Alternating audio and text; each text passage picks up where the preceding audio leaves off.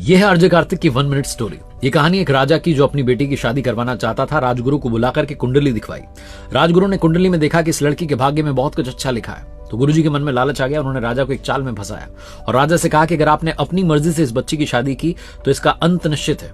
आप एक काम कीजिए, एक बक्से में इसको बैठाइए, बहुत सारी ज्वेलरी उसमें रख दीजिए और बक्से को नदी की धारा में बहा दीजिए। स्वेच्छा से जो पा जाएगा उसका भाग्य उदय होना पक्का है। राजा उन गुरुजी की बातों में आ गया और एक बक्से में अपनी बेटी को बैठा करके नदी में बहा दिया।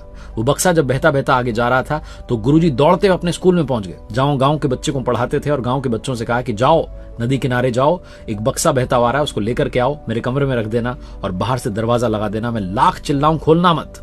उधर संयोग देखिए कि एक राजकुमार नदी किनारे अपने सैनिकों के साथ में विश्राम कर रहा था। उसने देखा कि एक बक्सा बहता हुआ रहा है। उस बॉक्स को निकाला, उसको खोला तो अंदर सुंदर कन्या थी। उस कन्या ने सारी कहानी बताई। राजकुमार ने उस लड़की से शादी कर ली और उस बॉक्स में जो जिंदा भालू वो शिकार में पकड़ के लाया था उसको बैठा दिया।